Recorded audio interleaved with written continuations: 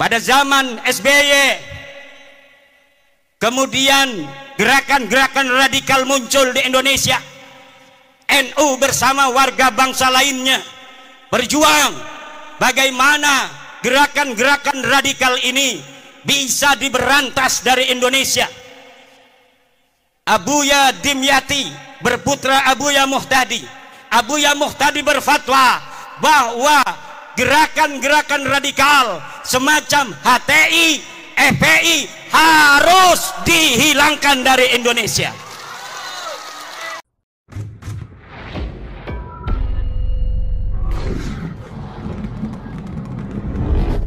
Assalamualaikum warahmatullahi wabarakatuh.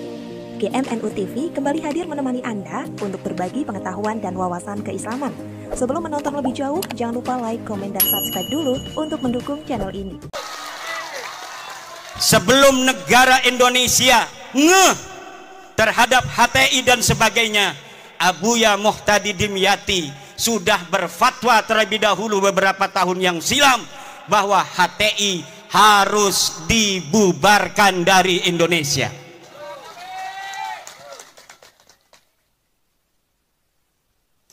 Kemudian hari ini Nahdlatul Ulama bersama warga bangsa lainnya tetap setia mempertahankan Indonesia, apalagi setelah putra terbaik Nahdlatul Ulama Kiai Haji Ma'ruf Amin bersama sama Presiden Joko Widodo memimpin negeri ini adalah beban yang lebih berat bagi warga Nahdlatul Ulama yang harus menunjukkan ketika guru kita bersama ada di puncak pimpinan, bagaimana kita warga Nahdlatul Ulama harus menjaga ketertiban, kedamaian di seluruh pelosok negeri Nusantara ini, saudara.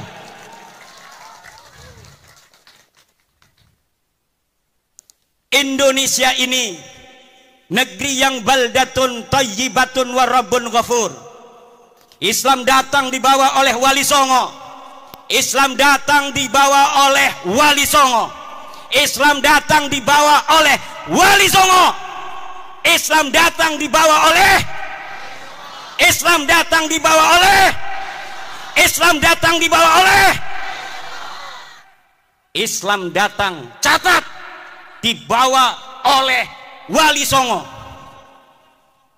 Yang sekarang Nahdlatul Ulama mengkristalkan ajaran Islam Wali Songo dengan tawaran konsep Islam Nusantara. Kita Islam tapi kita Nusantara. Kita Islam tapi kita adalah Indonesia. Kita Islam dengan kesadaran bahwa ada saudara-saudara kita sebangsa yang berbeda agama, berbeda suku, berbeda adat istiadat, berbeda budaya, berbeda bahasa. Ini harus lahir di dalam kesadaran kita sehingga kita sebagai umat Islam bijaksana sebagai mayoritas di dalam mencetuskan setiap gagasan-gagasan kenek Indonesia Raya.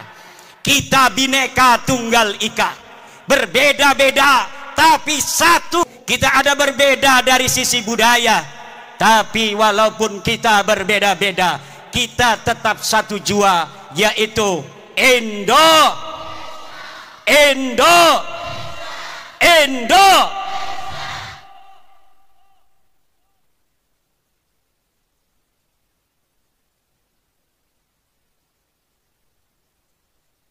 Para pendahulu kita mengatakan bahwa kemerdekaan Republik Indonesia ini adalah atas berkat rahmat Allah. Lihat dalam Undang-Undang Dasar. Dan sesungguhnya kemerdekaan itu ialah hak segala bangsa. Dan oleh sebab itu maka penjajahan di atas dunia ini harus dihapuskan karena tidak sesuai dengan pri keadilan dan pri kemanusiaan. Indonesia harus bersatu dan pertama harus merdeka, karena di dalam undang-undang yang disebutkan bukan bersatu terlebih dahulu, bersatu kalau masih ada satu suku bangsa merasa lebih tinggi derajatnya dari bangsa lainnya di Indonesia. Buat apa kita bersatu kalau mereka orang-orang yang bukan pribumi Indonesia menganggap kita pribumi Indonesia adalah sebagai budak-budak mereka. Wahai pemuda-pemuda Garut, hai pemuda-pemudi Jawa Barat, hai pemuda-pemudi Pajajaran, hai putra-putri Siliwangi, hai putra-putri Aceh, hai putra-putri Sumatera, hai putra-putri Kalimantan, hai putra-putri Sulawesi, hai putra-putri Maluku, hai putra-putri Papua, hai putra-putri Nusa Tenggara, hai putra-putri Bali, hai putra-putri Madura, hai putra-putri Tanah Jawa. Kalian adalah pewaris-pewaris negeri Indonesia ini.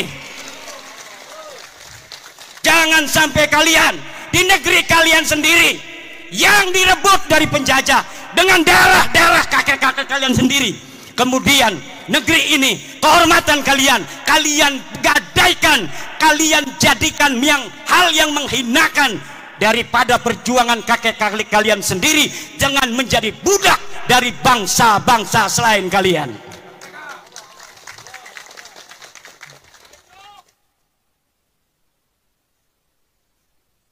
Tidak boleh dalam negara yang disebut Negara Kesatuan Republik Indonesia ini orang Jawa Barat merasa lebih baik daripada orang Jawa Timur. Tidak boleh.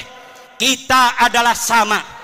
La fadla li Jawa Barat ala Jawa Timur, wala li Jawa Timur ala Jawa Barat. Kullukum min Adam wa Adam min turab.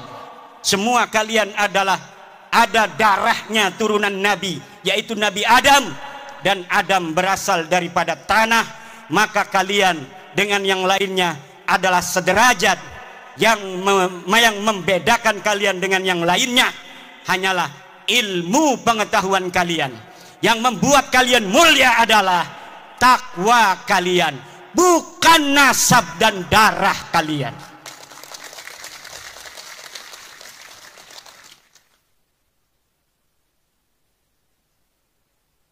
Kullukum ummahatukum waladnakum ahrara fala takunu abidan li ghairikum. Ibu-ibu kalian melahirkan kalian dalam keadaan merdeka, maka jangan sampai kalian menjadi budak-budak dari selain kalian. Di hadapan Allah kita adalah sama. Tidak boleh di dalam Negara Kesatuan Republik Indonesia, tidak ada di dalam ajaran Islam ta'lihul inas wa ta'nisul ilah. Tidak ada menuhankan manusia dan memanusiakan Tuhan. Yang ada adalah kita wajib untuk tunduk dan patuh hanya kepada Allah Subhanahu wa ta'ala. Kita diperintahkan oleh Allah hanya taat kepada Allah dan taat kepada orang-orang yang diperintahkan oleh Allah untuk kita taati. Siapa dia? Atiullaha wa atiur rasula wa ulil amri. Taatilah Allah, taatilah Rasulullah, dan taatilah orang yang mengurus kalian.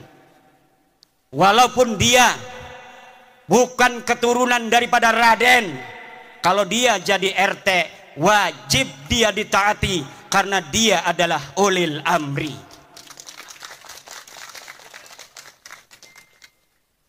Walaupun dia turunan Nabi Nuh, turunan Nabi Ibrahim, kalau dia tidak jadi apapun dalam kehidupan, tidak ngurus urusan kalian, tidak ada kewajiban kalian untuk mentaatinya. Tidak ada.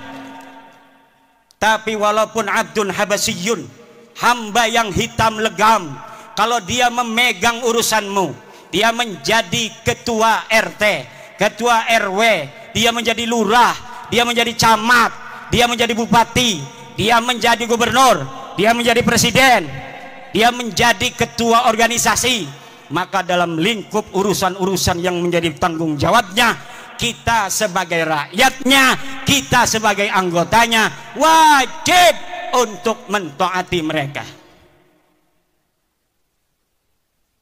Tidak ada di dalam ajaran Islam orang harus dimuliakan hanya berdasarkan darah dan nasabnya. Tidak ada. Ada orang-orang yang memperkosa saudara, memperkosa hadis-hadis Rasulullah tentang ahli bait. Kemudian hadis-hadis tentang ahli bait itu dibawa maknanya untuk diri mereka. Kemudian dengan itu mereka doktrin umat, mereka doktrin jamaah untuk buta hati mereka, hanya melihat cinta dari mereka, tidak melihat cinta dan ajaran selain mereka, sehingga cinta dan ajaran selain mereka dimunafikan. Ini adalah penjajahan pikiran, penjajahan rohani yang harus. Saya permisi minum dulu.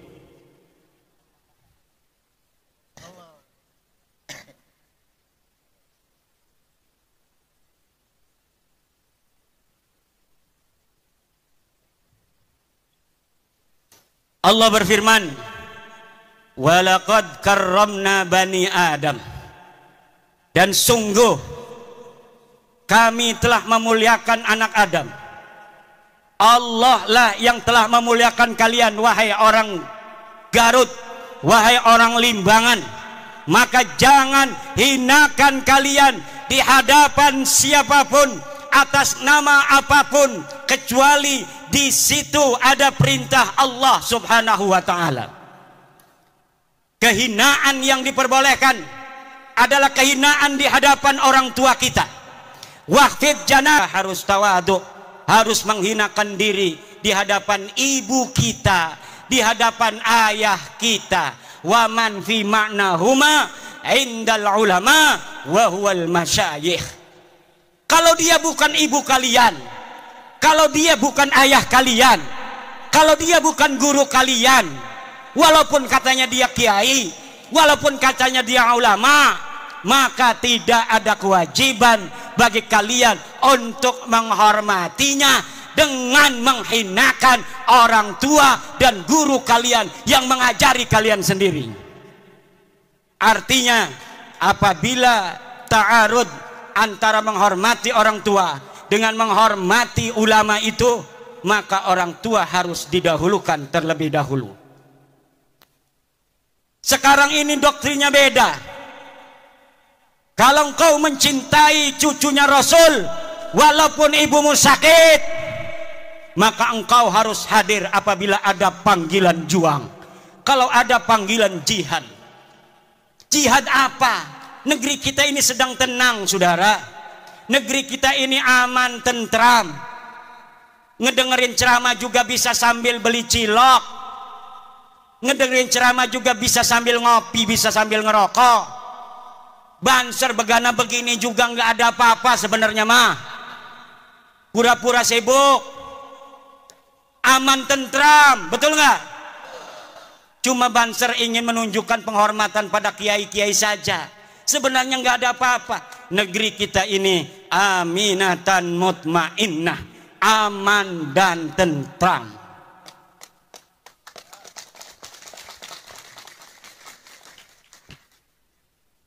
Ini pelajar-pelajar Ibnu kenapa ngeliatinnya begitu? Apalagi mikir ini punya istri belum ya?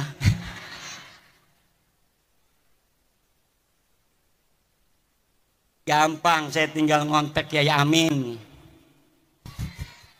Ya iya. Saudara-saudara kaum muslimin rahimakumullah. Yang terjadi hari ini adalah orang-orang yang memegang mic, tapi dia tidak memegang hati. Dia asal bicara, walau kadangkala menyakiti ratusan juta bangsa Indonesia. Bagi yang cinta pada dia karena sudah buta, mereka membenarkan mereka. Karena yang diajarkan adalah kebutaan. Yang diajarkan cinta. dipanggilnya pengikut itu muhibbin. Tidak seperti Rasulullah memanggil pengikutnya dengan sebutan ashab. Imam Syafi'i memanggil murid-muridnya ashab. Para kiai memanggil pengikutnya santri. Tidak ada yang memanggil muhibbin. Para pecinta itu tidak ada, saudara. Muhibbin itu buta, karena sehingga yang menjadi pengikut mereka amat disebut ashab. Maka ketika Nabi Muhammad tiada, murid-muridnya para sahabat ini kemudian menjadi orang-orang tinggi derajatnya, bahkan bisa mengalahkan Rasulullah, dapat menguasai tanah yang lebih luas, sehingga mereka tanah yang dikuasai itu menyebut la ilaha illallah. Itulah murid-murid Rasulullah yang disebut ashab, bukan disebut muhibbin. Kemudian murid-murid Imam Syafi'i disebut ashabus Syafi'i, sahabat-sahabat Imam Syafi'i. Maka mereka kemudian menjadi ulama-ulama besar sepeninggal Imam Syafi'i. Cucu-cucu muridnya juga menjadi ulama-ulama besar. Kemudian cucu-cucu muridnya menjadi ulama-ulama besar. Mereka yang disebut sebagai ashab adalah mereka yang dididik untuk lebih mulia dan lebih pintar dari gurunya. Sementara mereka yang disebut muhibbin hanya dijadikan anak buah yang untuk mengorbankan diri bagi yang dicintainya.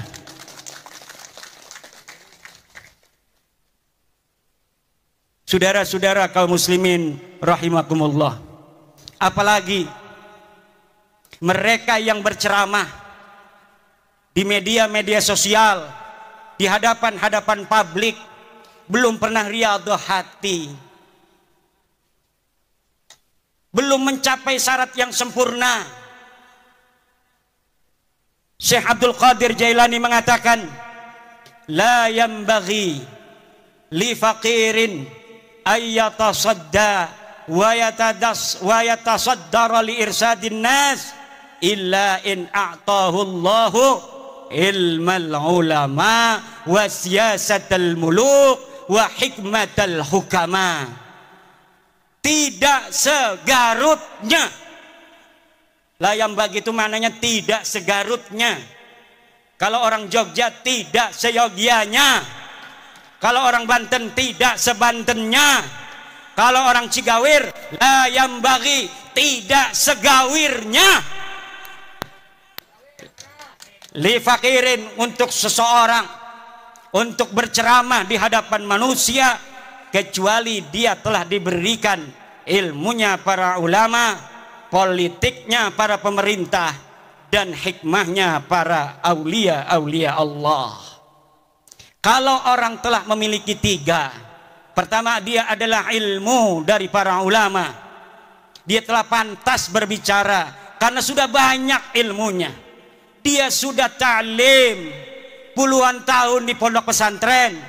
Kemudian dia mengerti siyasatal hukama, politiknya para pemerintah.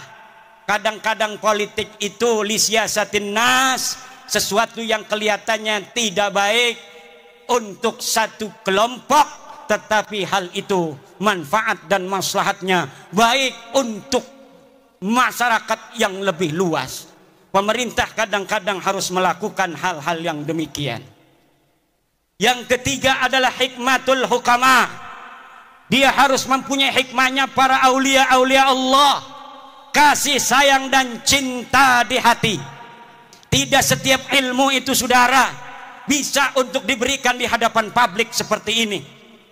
Yang harus diberikan ke hadapan publik seperti ini adalah apa yang menggerakkan mereka untuk mendekatkan diri kepada Allah dan menghilangkan perbudakan pikiran yang menggelantung di hati-hati masyarakat, sehingga pencerahan itu akan membuka dirinya untuk menjadi manusia yang merdeka, manusia yang betul-betul tidak menjadi budak daripada manusia lainnya. Saudara-saudara, sebenarnya saya ingin lama untuk berceramah, tetapi suara ini karena saking semangatnya di negeri sendiri, karena saya walau dari Banten, tapi ada kata orang tua, ada silsilah nasab ke Bandung, Garut, dan Sumedang Larang. Kalau di DNA, kalau berani DNA ya, berani nggak tes DNA? Berani nggak tes DNA? Berani nggak tes DNA? Kalau kita dites DNA, maka orang Banten dan orang Jawa Barat, di dalam darahnya, di dalam tubuhnya ada darah Prabu Siliwangi yang mengalir, saudara-saudara. Kalau diurut dari nonong-nonong, neng-neng yang duduk ini, dari dirinya sampai Prabu Siliwangi, lihat ada berapa leluhur yang telah mati di medan juang. Ada berapa leluhur yang telah mati syahid dalam mempertahankan tanah Pasundan dan Jawa Barat ini, dalam mempertahankan Indonesia Raya ini, saudara. Maka kita kalau ada tes DNA diperintahkan oleh Gubernur Ridwan Kamil, turunan Sunan Gunung Jati, hei orang-orang Garut, tes DNA, aing hayang nyaho, siap keturunan saha, siap ente tes DNA, siap ente tes DNA, siap ente.